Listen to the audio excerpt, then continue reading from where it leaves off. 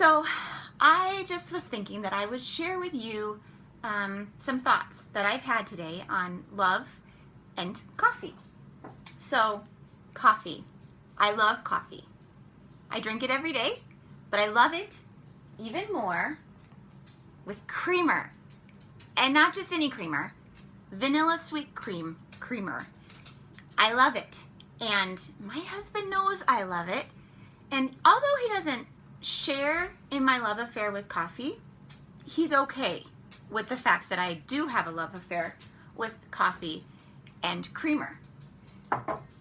So speaking about Todd, I've been married to Todd for 21 years. And I love him like crazy. But there's some times where I don't always like him, or he just really drives me crazy. And there's even more times that he doesn't like me and I really drive him crazy. I can be opinionated and moody and strong-willed, but he chooses to love me anyway, and I choose to love him. So 21 years. In 21 years, love has looked like a lot of things to us. When we were dating, the love we had for each other was more infatuation. I loved the way he looked. I loved the way he treated me. I loved the things we did together. I just was so in love. And then we get married. And as newlyweds, that love grows, it deepens, because you get to see sides of your spouse that maybe you didn't know before. And your love grows deeper during that time. For Todd and I, we moved away to Colorado, and so we were really able to leave and cleave during that time, and our love deepened. And then your love goes through the stage of having children. So babies. Some of you might be able to relate to the love that you have for your own child, or the love you maybe have for other children that are in your family, nieces and nephews. But that's a whole different kind of love. It goes really deep and really helps us to understand the love that Jesus has for us. Because when I think of my own children, I would lay down my life for them in a heartbeat.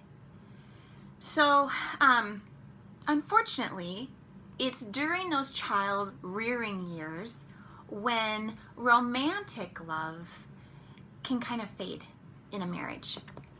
And I've just been thinking a lot about that lately. So when you have young children, many times the Mr. and the Mrs. of the marriage can get caught in a vicious cycle, right? So here, just follow me here.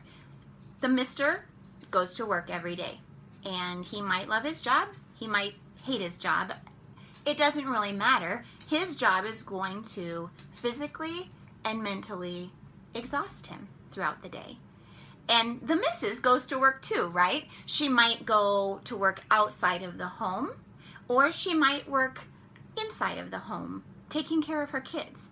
That doesn't matter. She might love her work, she might not love her work, but for a woman, sometimes that work can wear on a woman emotionally.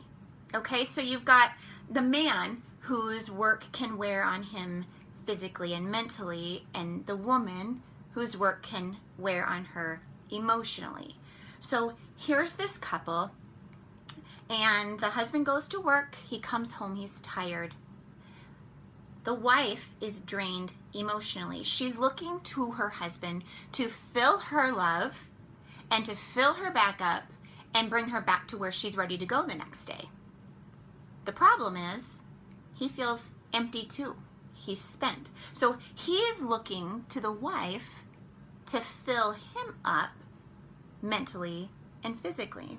What happens is when a husband and wife aren't making the choice to show love intentionally, they begin to get into this vicious cycle. She's not feeling it from him, so she's not trying to give it to him. He's not feeling it from her, so he's not trying to give it to her. And it just becomes a cycle. And all of a sudden, during that time, especially during the years when you have children, that cycle can just take over your lives.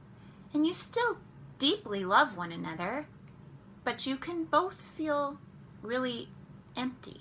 And so here's where I wanted to go with this today. Love is a choice, and it's a choice that we have to make daily. And I'm gonna get back to my coffee and my creamer love affair here in just a minute. I have a point, but we need to make a choice every day how we're gonna love those around us, whether it's our spouse or our children or our friends. We need to figure that out so that as we show them love, they're feeling it. So early in our marriage, Todd and I thought we were doing a really bang-up job of loving one another.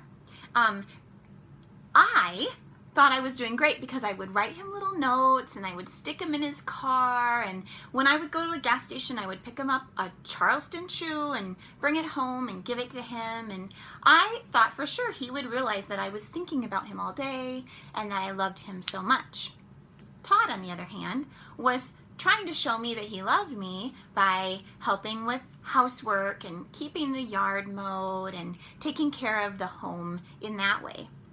And I knew he loved me, but that didn't fill me up. So we kind of got stuck into that cycle that I was talking about of feeling empty and not getting filled. And that was hard. So it was during that time that Todd and I went to a marriage encounter. I can't remember what the name of it was. It doesn't matter. But through different books, different topics that we've heard teachings on and whatever, we were introduced to Gary Chapman's The 5 Love Languages, or the 5 Languages of Love. And more recently, we actually went to a seminar that was given by Gary Chapman, and we bought this book about the 5 love languages for teenagers, which is really important because our kids need to know that we love them too, and we have to make a choice to show them love in the way that's going to fill them up. So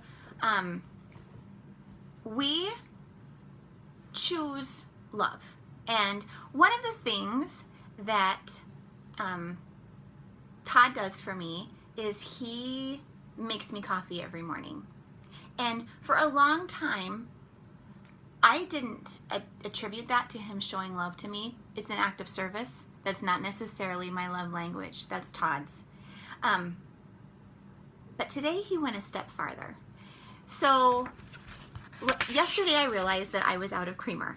And we got into bed late last night, and Todd said to me, so Nikki, did you go to the store and get creamer? And I'm like, oh, no, I guess I didn't. Maybe I'll get up and go to the grocery store in the morning.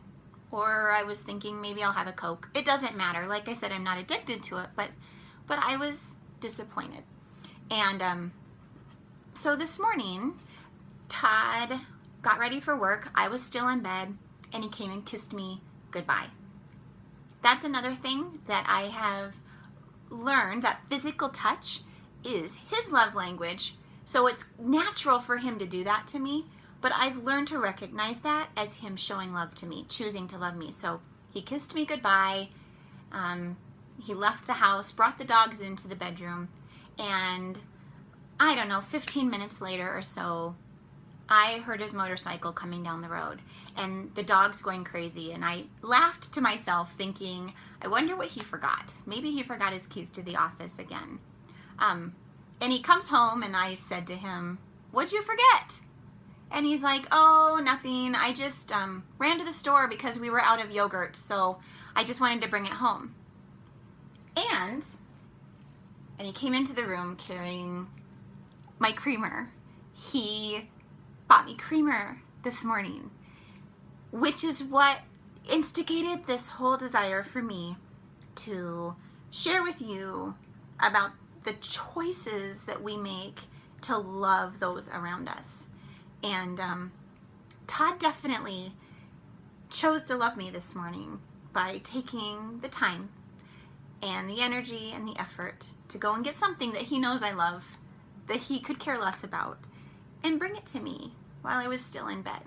So I just want to encourage you guys to make a choice to love somebody today.